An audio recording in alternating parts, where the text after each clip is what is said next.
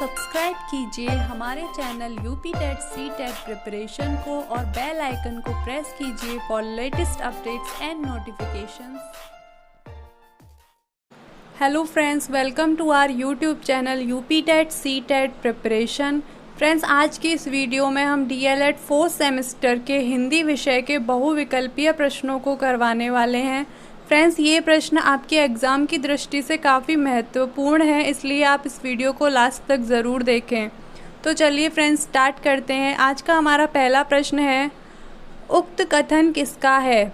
उच्चारण में तनिक सा दोष आ जाने पर अर्थ अनर्थ में परिवर्तित हो जाता है। इसके ऑप्शंस हैं कालिदास, भास, सूरदास या फिर पाणिनि।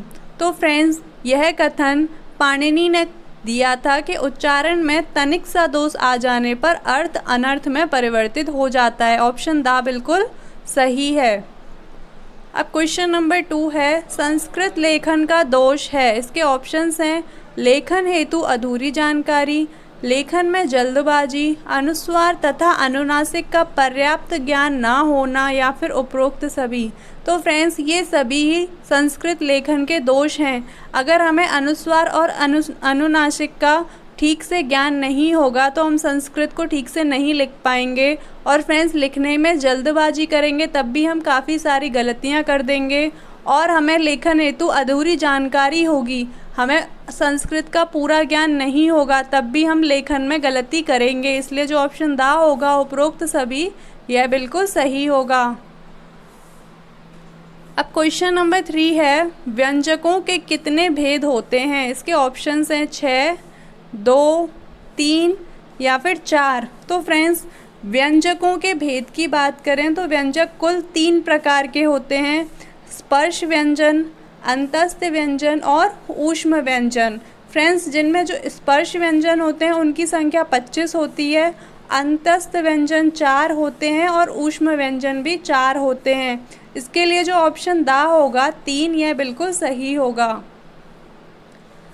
अब क्वेश्चन नंबर 4 है, अंतस्थ व्यंजन है। तो फ्रेंड्स, इसमें से बताना है इन चारों में से अंतस्थ व्यंजन कौन सा है। इसके ऑप्शंस हैं र, श, द या फिर शा।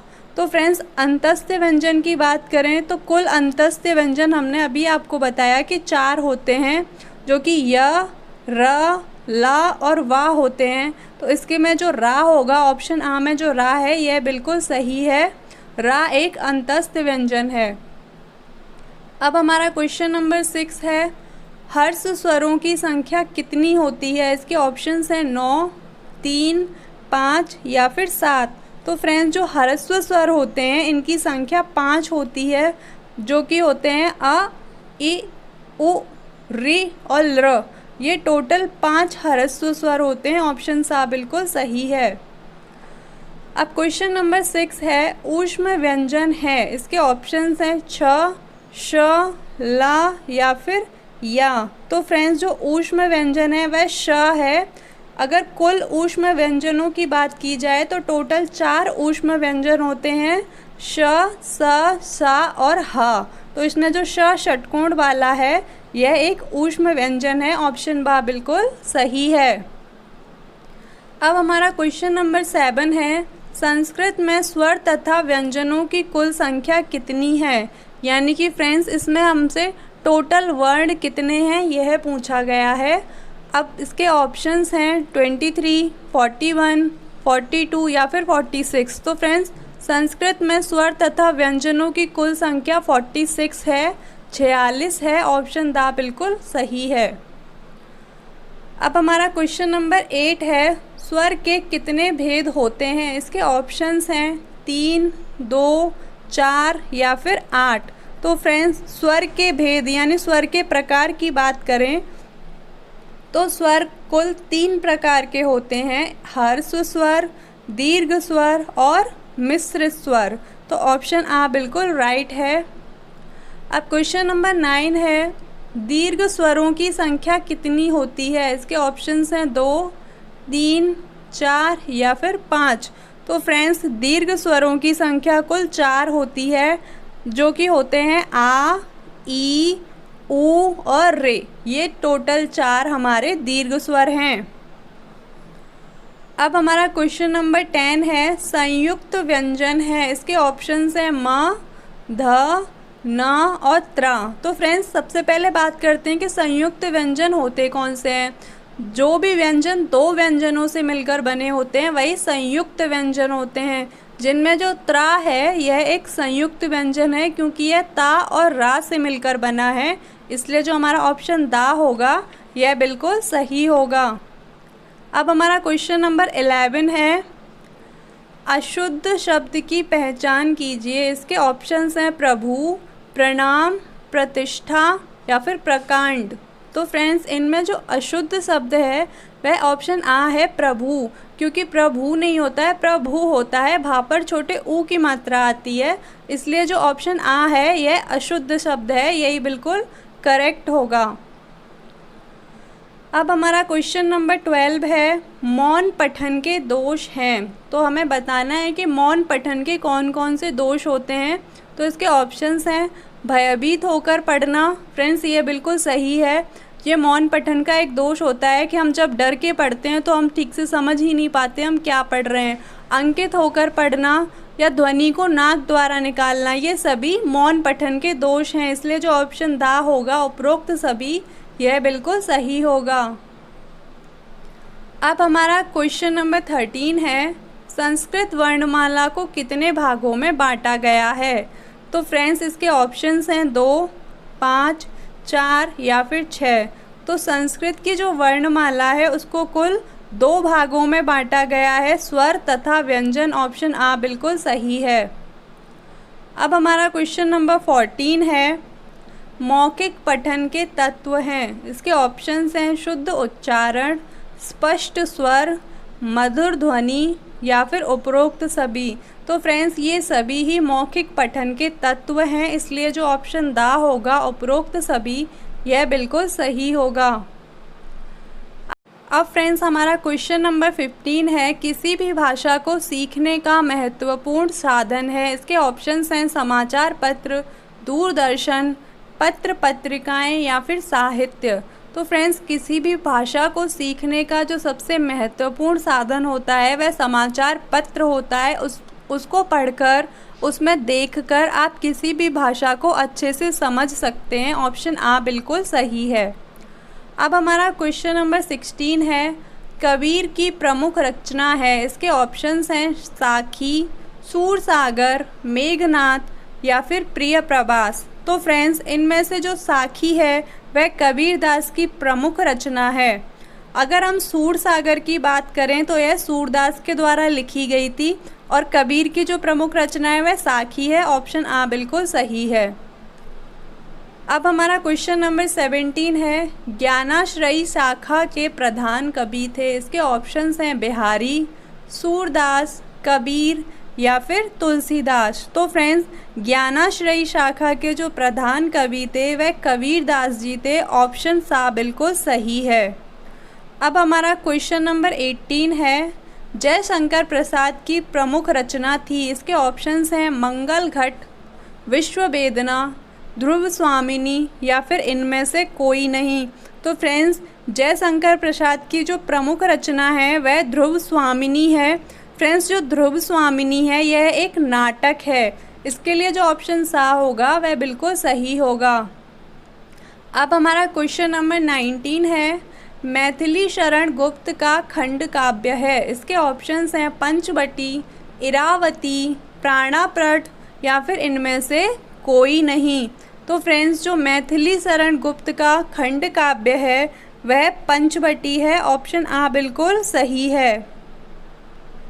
अब हमारा क्वेश्चन नंबर 20 है, महादेवी वर्मा की प्रमुख रचना है। इसके ऑप्शंस हैं कुकुरमुत्ता, प्रहलाद, यामा या फिर रेणुका। तो फ्रेंड्स महादेवी वर्मा की जो प्रमुख रचना है वह यामा है। ऑप्शन आ सा बिल्कुल सही है। अगर फ्रेंड्स हम रेणुका की बात करें तो रेणुका रामधारी सिंह दिनकर के द्वारा लिखी गई थी। यह इनकी बहुत फेमस कृति है। अब हमारे क्वेश्चन नंबर 21 है, महावीर प्रसाद द्विवेदी जी ने किस पत्रिका का संपादन किया। इसके ऑप्शंस हैं हिंदुस्तान, सरस्वती, गीतांजलि या इसमें से कोई नहीं। तो फ्रेंड्स महावीर प्रसाद द्विवेदी जी के द्वारा सरस्वती पत्रिका का संपादन किया गया था। ऑप्शन बा बिल्कुल सही है। अब हमारा क्वेश्चन नंबर 22 है, हरिवंश राय बच्चन जी ने किस आत्मकथा की रचना की? इसके ऑप्शंस हैं, एक दिन, मेरी भारत यात्रा, क्या भूलूं क्या याद करूं, या इसमें से कोई नहीं। तो फ्रेंड्स हरिवंश राय बच्चन जी द्वारा जो आत्मकथा की रचना की गई थी उसका नाम था क्या भूलूं क्या याद करूं। ऑप्शन सा बिल्कुल सही है। अब क्वेश्चन नंबर 23 है, गबन और गोदान किसकी प्रमुख रचना है? तो फ्रेंड्स गबन और गोदान प्रेमचंद जी की प्रमुख रचनाएं हैं। ऑप्शन दा बिल्कुल सही है। अब हमारा क्वेश्चन नंबर 24 है, पाठ्य वस्तु से क्या तात्पर्य है? इसके ऑप्शंस हैं, समाचार पत्र, पत्रिकाएं, संदर्भ पुस्तकें, या फिर उपर्युक्त सभी। तो फ्रेंड्स इस क्वेश्चन के लिए ऑप्शन दा उपर्युक्त सभी यह बिल्कुल सही होगा। पाठ्य वस्तु इन सभी से संबंधित होती है, संदर्भ पुस्तकों से, समाचार पत्र से और पत्रिकाओं से। अब हमारा क्वेश्चन नंबर 25 है, बीजक नामक ग्रंथ के रचयिता हैं। इसके ऑप्शंस हैं, दिनकर, तुलसीदास, कबीर, या फिर सूरदास। तो फ्रेंड्स बीजक नामक जो ग्रंथ है इसके रचयिता कबीर दास जी हैं। ऑप्शन सा बिल्कुल सही है। अब हमारा क्वेश्चन नंबर 26 है, तुलसीदास जी का जन्म हुआ था, यानी तुलसीदास जी का जन्म कब हुआ था? इसके ऑप्शंस हैं, 1554 ईस्वी में, 1600 ईस्वी में, 1700 ईस्वी में, या फिर 1400 ईस्वी में। तो फ्रेंड्स तुलसीदास जी के जन्म को लेकर काफ़ी मतभेद है, तो इसको कंफर्म तो नहीं कहा जा सकता, लेकिन माना जाता है कि उनका जन्म 1554 ईस्वी में हुआ था। ऑप्शन आप सही है। इन ऑप्शंस के अकॉर्डिंग, कुछ किताबों के अकॉर्डिंग यह भी माना जाता है कि उनका जन्म 1589 ईस्वी में हुआ था। और फ्रेंड्स इनका जो जन्म है वह यूपी के बांदा ज़िले में हुआ था, आप ये भी याद रखिएगा।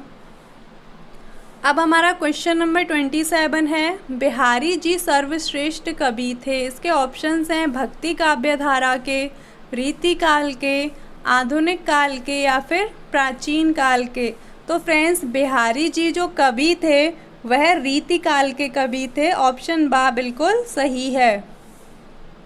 अब हमारा क्वेश्चन नंबर 28 है, जयशंकर प्रसाद जी का स्वर्गवास हुआ था। इसके ऑप्शंस हैं, सन 1937 में, सन 1987 में, सन 1940 में, या फिर 1950 में। तो फ्रेंड्स जयशंकर प्रसाद जी का जो स्वर्गवास हुआ था वह सन 1937 में हुआ था। ऑप्शन आ बिल्कुल सही है।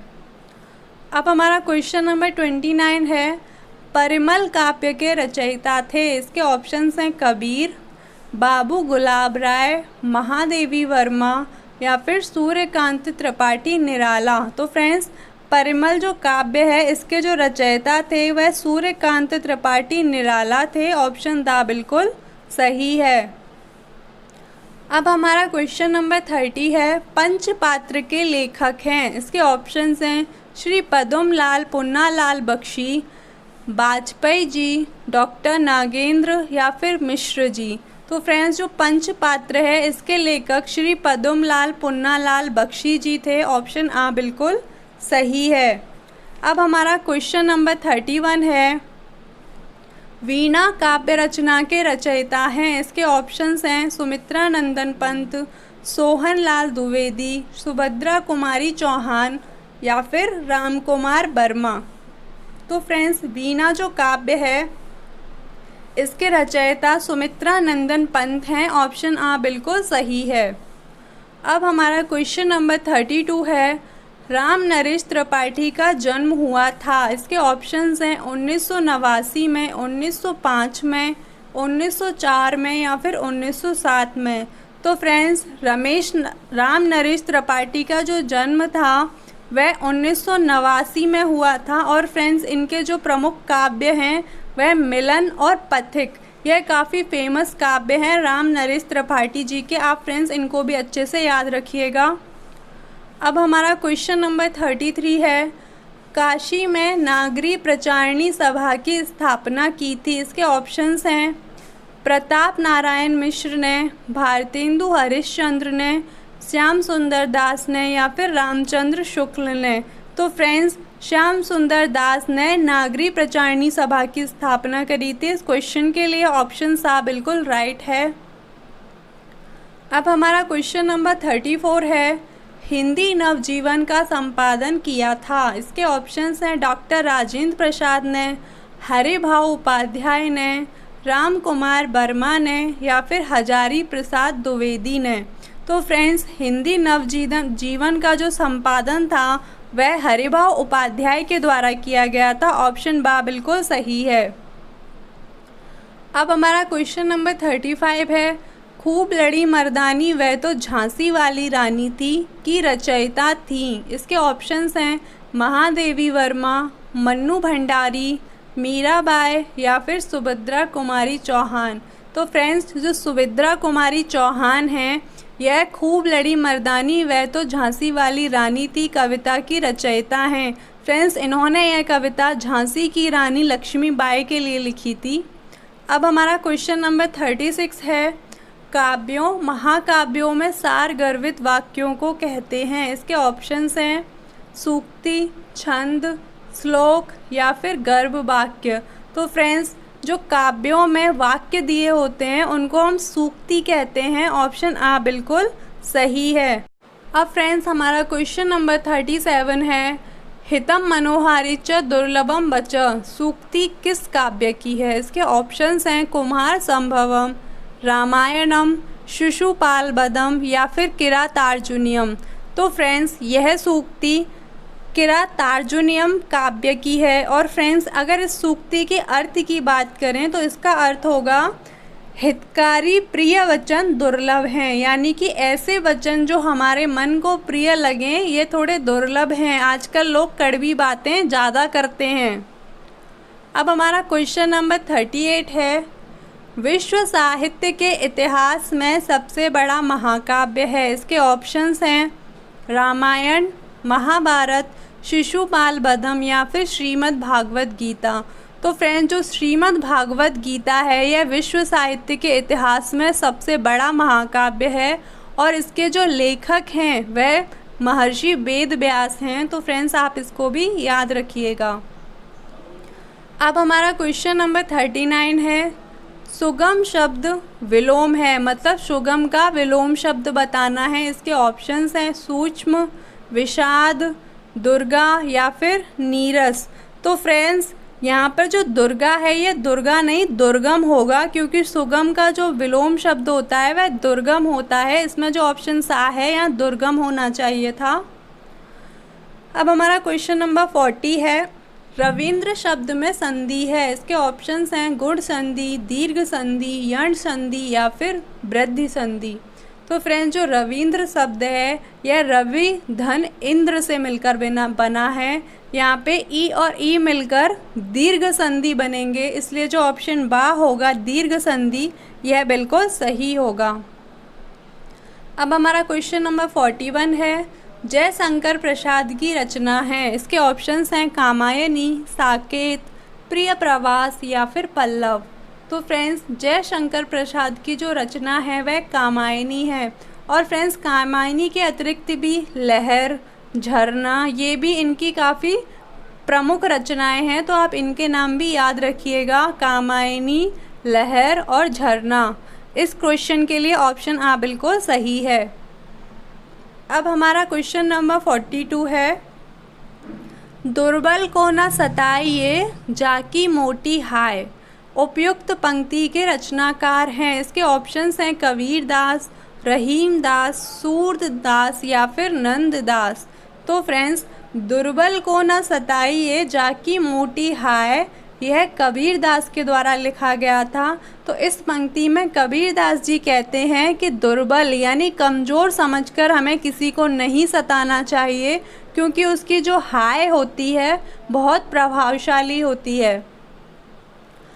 अब हमारा क्वेश्चन नंबर 43 है, दमक का तुकांत शब्द है? तो इसके ऑप्शंस हैं कदम्ब, तरस, धमक या फिर हृदय। तो फ्रेंड्स जो दमक का तुकांत है वह धमक है, दमक धमक।